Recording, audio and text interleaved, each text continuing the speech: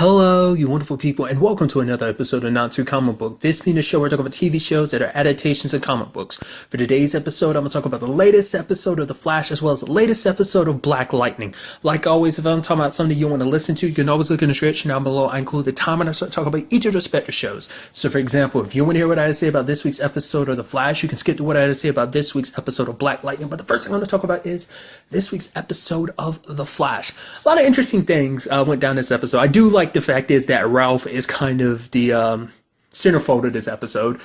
Basically him kind of stepping up while, Barry's away and everything. Well, it's weird to say Barry's away when he's locked away in prison, but it still applied.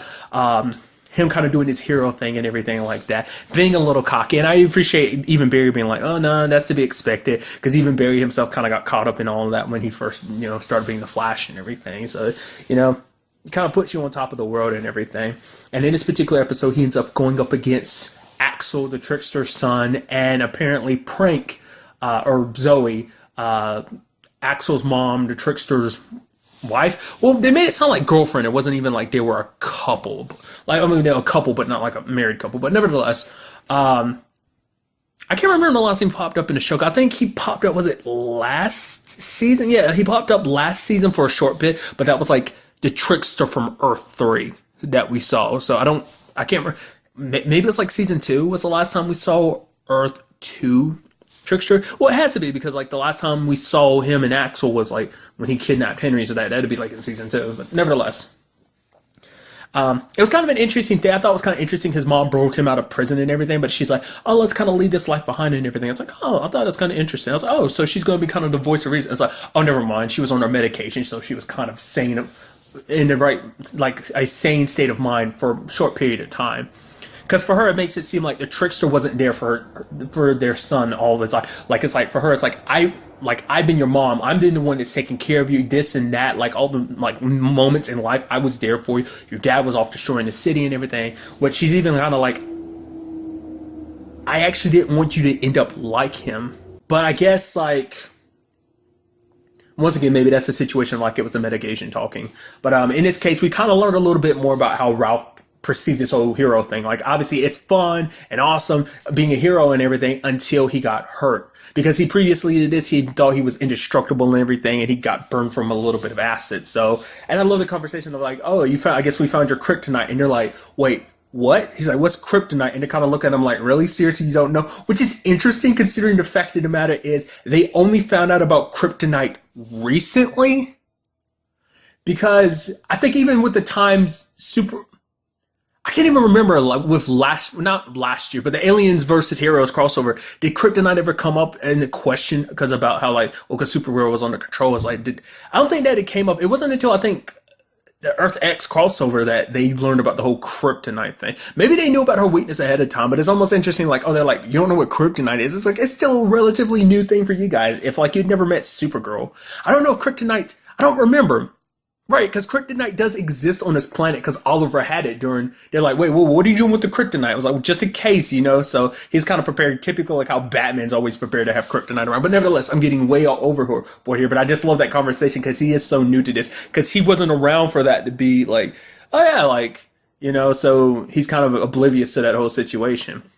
I am curious about what he's going to do when he finds out about the rest of everyone else, because he hasn't met everyone else. He hasn't met Team Arrow. He hasn't met Team Legends. He hasn't met Team Supergirl. So that's kind of interesting to think about. But nevertheless, because he thought he was indestructible, he was more willing to go out there and put himself in danger. But it's like, now that he knows his life is actually at risk, it makes him very hesitant to do it. So, but after talking to Barry making him realize like the fact of the matter, it's okay to be afraid. Like, in this whole situation, but the point of being a hero is to kind of rise above your fear and protect people. That it isn't, don't get so caught up in yourself. It's about protecting the people too. And so he steps up with his new suit, which looks pretty snazzy if I do say so myself. Which I do say so myself, which I don't know, and I'm completely misusing that phrase, I'm pretty sure. But nevertheless, I really like the fact is that like it's kind of interesting pairing between him and the tricksters, because like they're both very like witty people. They always have to comment. It's like, oh my god, like you actually. She's like, wow, look at your suit. It's pretty nice. It's like, oh, thanks. And it's just like, oh my god, your speech is so heartwarming. It's like, oh, thanks. I mean, I was literally working on it my entire way here. So, but also when he was saving Killer Frost and Caitlin and Cisco from that acid. He jumps over to me and he starts screaming, ah, ah. Oh, actually, I'm okay. I'm still alive. It's not killing me. Why is this not killing me? It's like because Harry got to it in time. But I thought that was so neat. I was like, oh man, that sucks. It's gonna burn. Oh. I was like, oh, did they prepare the suit ahead of time? But it's like, oh no, because even Cisco was kind of shocked. So I was like, oh, so it's not the suit. So, oh, good job, Harry, for getting there in time. Also, I love the whole thing about Killer Frost too. They're like, okay, come on, Killer Frost. I mean, well, it doesn't work like that. And they were like, Lexi LaRoche, and then she immediately kicks in, and they're like, yeah, like that was her like one of her bullies when she was younger, and just the kind of like, you know, yeah, it's got some repressed anger, and it's like, I love that they do that now. They just trigger that, like, you know, because Caitlyn doesn't control it like that unless like her emotions kind of get heightened. And also Killer Frost being like, why are we even bother saving hostages? Let's just kill Prank and Trickster. And it's like, and Cisco's like, what did we talk about killing people? And we kind of like, we don't do that. And she's like, well, yet, you know, so. Also interesting too, because like, it was kind of televised and stuff like that. But the fact of the matter is, Caitlyn wasn't Killer Frost, and well, Cisco was kind of hidden, but I guess Caitlyn's head was kind of turning away. I guess that's their way of kind of compensating for that. Because I was like, I feel like you kind of get in trouble with that. Fact is, they know your identity and everything. It's like, well, they kind of know Cisco's identity, and they don't know his name, but they kind of saw him without his mask on, and they've seen Caitlyn and just as Caitlyn and not Killer Frost. So there's that. Also, how the hell did they get their hands on those like? Dampeners? I guess they must have stolen it when they were breaking out or something like that. I was like, where'd you get those from? Like, I guess, I don't know. Like I said, a very interesting pair. It is kind of interesting that the Trickster hasn't popped up. I mean, to be fair, that just stems from the fact this is like, well, Mark Hamill was probably like, you know, super busy, Star Wars and stuff like that. So it's probably, they didn't have the opportunity, maybe busy with other stuff too. So it's like, it's kind of probably not that easy to kind of get a hold of Mark Hamill in certain regards. Maybe, but I don't know. So, but it's like, oh, he broke out a year ago and like he never came back for you, which is like, I guess that does say a lot about your dad, doesn't it? But nevertheless, I do appreciate too when they were using pictures of the Trickster and Prank. It's still a situation. I'm not familiar with the show at all. I don't think I've seen anything. I've seen bits and pieces, but that's about it. But obviously, you could tell the newspaper clips and stuff were like pictures taken from the 90s Flash TV show. So it's always interesting when they make kind of like references to it like that and stuff. So, and I do appreciate the fact is that he has officially taken the title of Elongated Man. They brought that up in like the second or third episode of the season, because it was like, oh yeah, maybe we'll call you Plastic Man, and it's like, no. I think they even joked about Elongated Man, but even he was like, you know, it's like, I twist, I don't just stretch. He's like, I elongate, man. And then it's like, Elongated Man. He's like, really? Come on, isn't that just kind of a little, you know, what about like, you know, the Flash name is so fitting, and Killer Frost, and it's just like, yeah, he's stuck with Elongated Man. But what does he do with it? It's like, well, he's like, well, I ain't gonna have to worry about it. It's not gonna stick. And they're like, yeah, it's gonna stick. So I do appreciate that. So kind of already knew that was coming, but I still think that's very, very nice for him to finally have a name, and also him getting appreciation. I do appreciate that when it's like, oh, Central City's other heroes, because it's like, yeah, especially when like Wally had his moments. It's like, yo, Kid Flash is on the scene, and I was like, yo, check it out, got your new superhero, Elongated, man. So that's pretty neat. And I am curious though, going forward, is that his only kryptonite acid? I mean, maybe it's because of the compounds that it mixed into it, made it strong enough to kind of, because it's not like he is indestructible. I'm sure like you could probably get something sharp enough, it could probably pierce his skin. But for now, it seems like bladed stuff and explosions don't affect him. So like I said, we'll just kind of have to wait and see whether like acid is purely his canonical like kryptonite. Because I think Supergirl is like the only one amongst the superheroes currently that actually has a weakness. I'm not familiar with that many superheroes that actually have like full-on weaknesses like Kryptonians with the whole kryptonite thing. So kind of the only one. So if he is in fact got an acid weakness, so it kind of like puts him on the same par of like, oh, it's kind of, I mean, it's interesting because, I mean, to be fair, because everyone else is kind of like very human-like, with even though they have abilities, they're very human-like. So like even normal stuff could typically take them down. So I don't know. Nevertheless, another side of this episode dealt with Barry being in prison, and it's only been a week, but I always constantly forget what it's got to suck even more for Barry on multiple levels. For one, it's like, the biggest thing is like, well, the fact of the matter is he's trapped in there. He can't be with Iris. He can't be with his friends and family. And on top of that, he also, can't help out. It's like, oh, he wants to help. It's like, oh, let me like learn the security systems a little bit better, like the rotation and time of the cameras. Let me flash out of here and just, phase through the walls, help out, and then I can be back in my cell before anyone knows it. Even stopping that riot at the beginning. And I didn't see diddly squat of anyone saying anything. It was just kind of like, oh, they're back in their cells, lock it up. I guess they were thinking like, oh, the Flash. They probably thought like, oh yeah, the Flash popped in, helped us. Oh, that's cool. Oh, I guess he just didn't feel like sticking around. So it hasn't really come up yet about, well, the Flash has been missing. So, there was that 6-month period where it's just Kid Flash kind of, taking names. And interestingly enough, I guess Nate was around then too, because we saw that in Legends of Tomorrow, which I quickly brought that up too, because I was thinking like, we saw Mr. Bebo, the Bebo toy, pop up in this. I thought that was pretty neat, because it doesn't happen that often. Like, stuff will be referenced in Legends of Tomorrow, but I feel like it doesn't always work the other way. And that was like something specifically that popped up in Legends, in particular, the mid-season finale. So it's just kind of interesting to see that kind of pop up in something else like that. So I thought that was kind of pretty neat. But getting back to what I was talking about, like all that plus, when it comes to Barry's situation, Barry's also a speedster, and it's like time, it's super slow for a speedster. When you move so fast, it's just kind of like every second can feel like an eternity. You can feel the time in between a second. And so he just kept looking at the clock, waiting for Iris, because it's like Iris is what keeps him going. But plus also being a speedster, it just makes it like, oh my God, he's so antsy having to wait, so. But on the inside, he ends up meeting a guy named Big Sir. This guy ends up protecting Barry later on when he kind of gets mixed up with some bad guys. Who are kind of starting stuff with him, just kind of prison life and everything. But Barry can't really outright use his abilities. Even though he's super fast, there's still a possibility of it getting caught on camera, so he has to be very careful about what he does. So he doesn't really fight back like he could, but Big Sir backs him up and everything. And it's like, oh, it's because he owes Barry's dad, Henry, because Henry helped him out, because Henry realized, like, oh, he has stomach pains. It's like, oh, you have, like, appendicitis. And he helped him out with that whole situation, so he felt like he owed Barry, but Barry kind of paid him back later when he took down those guys. I was like, luckily, you guys did me a favor by busting the camera, so I'm using my super speed and kind of kicking tail. So that's got to feel good that after a while, finally being able to use your abilities without restraint like that. So at least now he has a buddy to back him up. Big Sir is like, well, did my dad always call you Big Sir? It's like, no, your dad called me, Dave. So that's pretty neat. It's still going to be a rough road ahead, because they still don't really have anything they can do or use to get Barry out of this situation. But, all we can do is just wait and hope that, in some shape or form, DeVoe and his wife, slipped up somewhere, so that they can find the evidence to clear Barry's name. And then there's also that girl that pops up at the very end of the episode who's like, oh yeah, paying it forward and everything. I was like, oh, that's pretty interesting.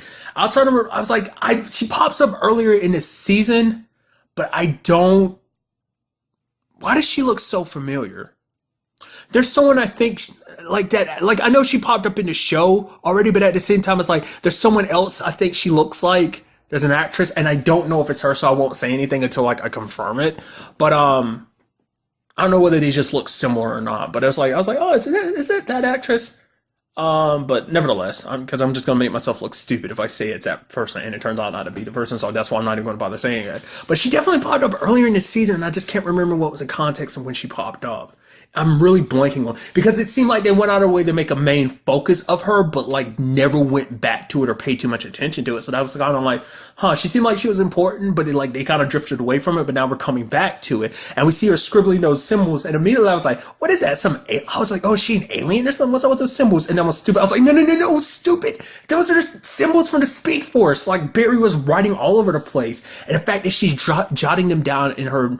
But like maybe that's not even just like maybe it's more like a language. Like maybe she's a meta herself, and that's how she processes stuff, is in symbols. Like those symbols have many different words or something like that. Like what is her whole situation? So either she has some kind of connection to the Speed Force, or whatever Barry was reading or tapping into while he was in the Speed Force is connected to her. And maybe in the end, she might be connected to what DeVoe wants in the end. She might be the key, because whatever it is DeVoe needed Barry for. Like, it wasn't just all of this and getting Barry out of the way. He needed Barry out of the Speed Force specifically.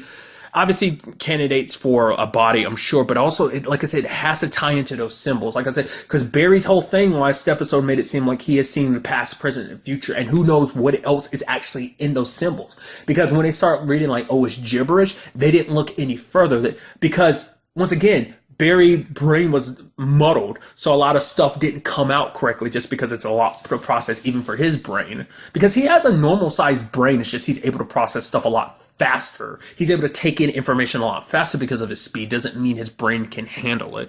And it's like DeVoe and his whole situation with Dominic. But nevertheless, I'm very curious to kind of find out about that whole situation. They're like, what that's about. Like, is she, like I said, is she a meta and she's translating like that? Or is it going to turn out the fact is that she is an alien? Which I don't know if they would do that with the Flash, but we would just kind of have to wait and see about that.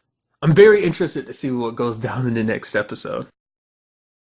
And now moving on to this week's episode of Black Lightning. Another great episode. This episode, I think they've done a very good job of nailing it immediately. I think the DC shows do a very good job of this, but Black Lightning has done a very good job of it as well. The whole aspect of that struggle between both. I mean, especially in his case, because in most cases, it's like, well, it takes a little while to kind of eventually get there because it's like, well, you were a normal person and then you came into your abilities. It's like, no, he was a superhero before the show started. He gave it up for that normal life. And now it's that struggle of like, well, do I go back or do I not? Like, he has Gabby being like, no, you need to come back to save the city. But for him, it's like, no, all he wants to do is protect his little girls. Because especially when he hears from Lawanda in this episode, it's like, oh yeah, the Seahorse Hotel, like, no, it's still up and running, which kind of shocked him. It's like Black Lightning went in there, tore the police up, like, but no one got scared. Like, things were up and operating immediately. And it's that situation where Henderson, he's a cop, but there's like only so much he can do because it's like, without, a lot of people willing to go out of their way to kind of stand up and come clean about this whole situation. Like the girls that are mixed up in the hotel situation, they won't come clean because not only their bodies, but their minds are being controlled by these people. And then like in Lala's case, it's like he's got plenty of people to cooperate, like his alibi, just because obviously they're covering for him and everything. But it's like Jennifer and Anissa's, testimony isn't enough, and it's just it's sad because and especially when Lawanda reminds him, it's like Black Lightning saved your daughters, but what about mine? Like, what about everyone else's children that might be mixed up with the Seahorse Hotel? And it hits him because it's like he was so focused on saving his own girls, he didn't think about saving anyone else's.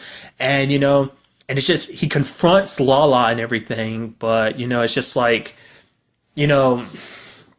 because Jefferson's trying to do things the right way. It's like, okay, like Black Lightning isn't the solution. Like he thinks as Jefferson, I can save these people, I can save this, not just maybe I can make a better life for my students and everyone at my school, but it's just something that he quickly learns just isn't enough, and it's like, especially when Lawanda dies, it's just all she wanted was her little girl and Lala killed her. I mean, not only her, he killed like his own family too. He killed Will. So it's like, it shows you how far how far Lala was willing to go. I mean, to be fair, that's more on Tobias's angle, but still like the fact is that it was like Lala himself that kind of pulled the trigger on both cases, and it's just, and I did not expect Lawanda's story to end that way because like that's what Jeff was like, hey, like give me 48 hours, just I don't want you to die, like when your daughter's saved and everything, you want her to be able to come back home. And she agreed, but it's just like, that's her baby girl. It's like Jefferson would risk anything, sacrifice his own life for his little girls. Like, how can I not do the same for mine? And it's sad that it ended up that way, And because a lot of interesting things we kind of learned in this episode, especially at the beginning, we see him kind of struggling, like the lightning is surging through his body.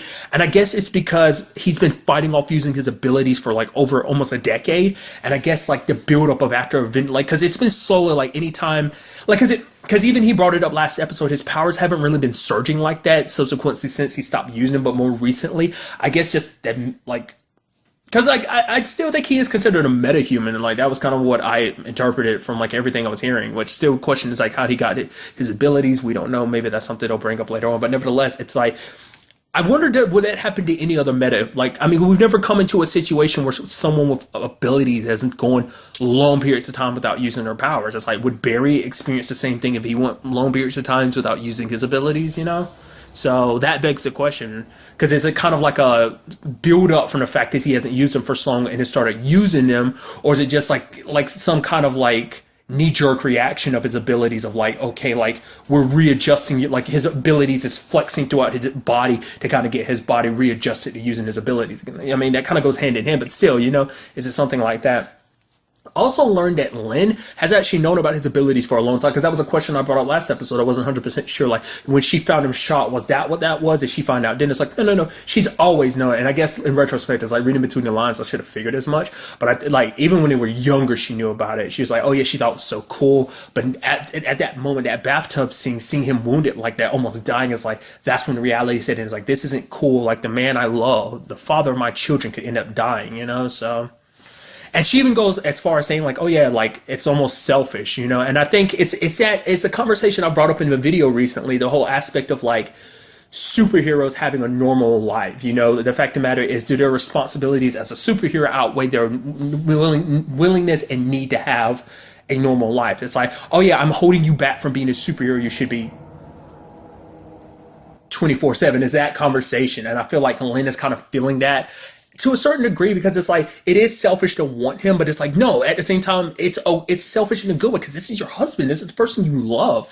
No one would ever, fault you for wanting to make sure that not only do you keep your family safe, you keep your family whole and safe, especially because things are working between them. He's kept his word that he wasn't going to be Black Lightning anymore, and it's like they're like, slowly but surely things are kind of getting back to that good place. But I guess it's a situation of it couldn't last, especially with the way things are. Just it's also interesting too. It kind of goes into the whole aspect of his abilities too. I thought was kind of fascinating. Is the fact is that because Lynn looks at his abilities as an addiction. She because it almost seems like he kind of is a different person when he uses his powers.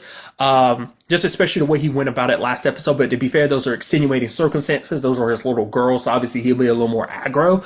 But in a sense, it's just so interesting that she put that perspective there of like his powers kind of have that control over him. But it's like, but her and Gambi kind of go at it because it's like they see different perspectives in this. And it's kind of interesting too because they kind of blame each other. It's like, well, I'm blaming you because you're taking my husband away from me. You're making him kind of go through this way. And then Gambi's like, well, it's kind of your fault because you pulled him away from this life. Like, because the fact of the matter is, it's that duality that I've talked about amongst like superhero stuff. Because it's that conversation I brought up in a video, which, other people have pointed out to me and I've talked about with the others. It's like, who you are as your superhero self is the real you. The fact of the matter is your secret identity is actually kind of the mask in this particular case. So being Black Lightning is who he really is because he's had these powers and it seems like he's had them for a very long time.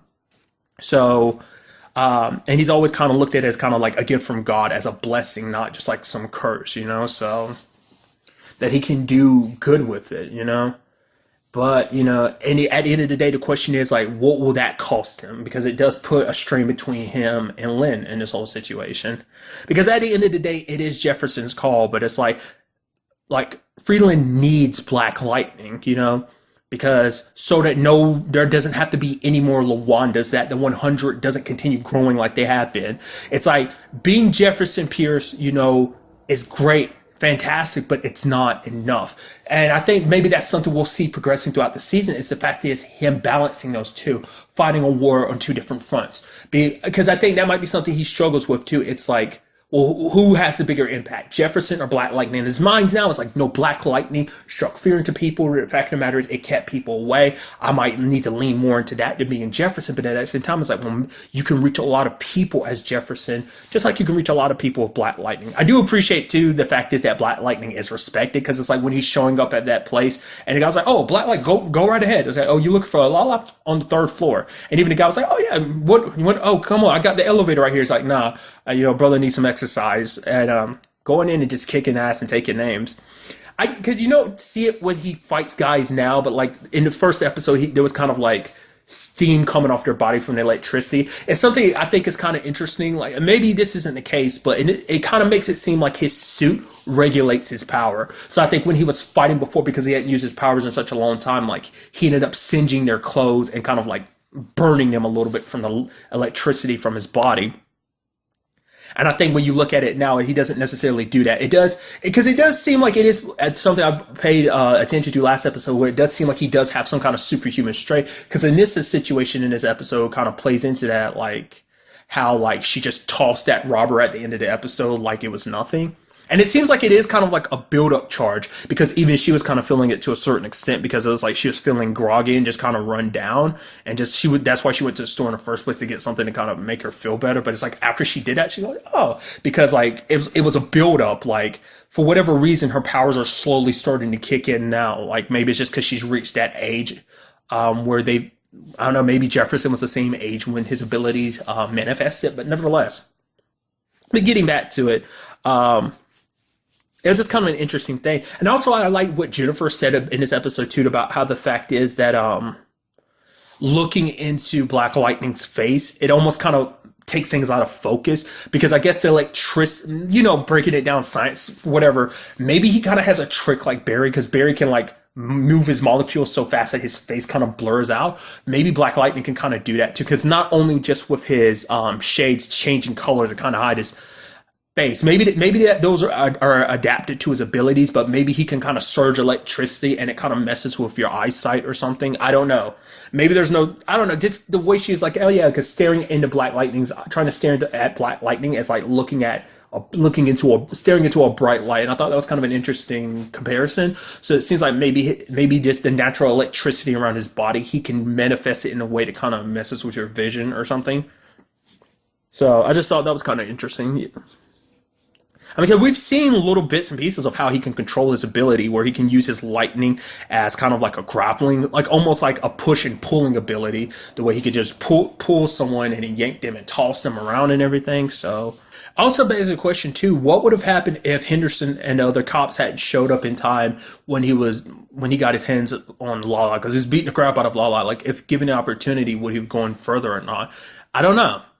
I mean, it doesn't seem like killing people is his thing, but it's just kind of like begs the question. I mean, it's just after all Lala is done, because especially because Jennifer's like, because this whole situation is obviously a problem for Anissa and Jennifer. Jennifer's handling it in her own way, like she's drinking, and Khalil, like a guy that's her friend, interestingly enough, is the actor who played Chuck on Riverdale, which is so interesting when you look at this character compared to Chuck. It's like, man, Chuck is a D-bag, but Khalil, he's a cool, awesome guy, because he's like, you know, because for him, it's like his family's been through some stuff. His mom is working her bones to like take care of everything. She's working so hard. His dad's in jail. His brother got shot and killed. So he is trying to he's trying to be the star of his family. He's trying to do something great so he can probably get him as well as his mom like out of this, like, you know, place, you know, to a better life.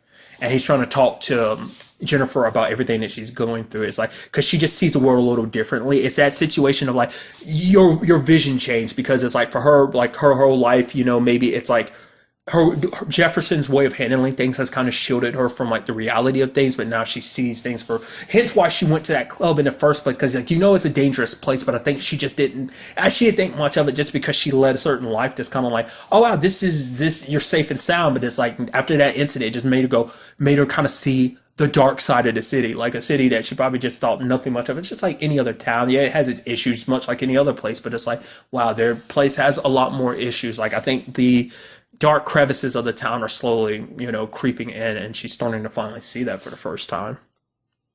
I also thought was kind of interesting with Anissa's situation too, is her girlfriend is very, well, for one, her girlfriend is kind of like, well, I want more, which immediately my brain goes, I hope it doesn't turn into an Alex and Maggie situation, because that would suck.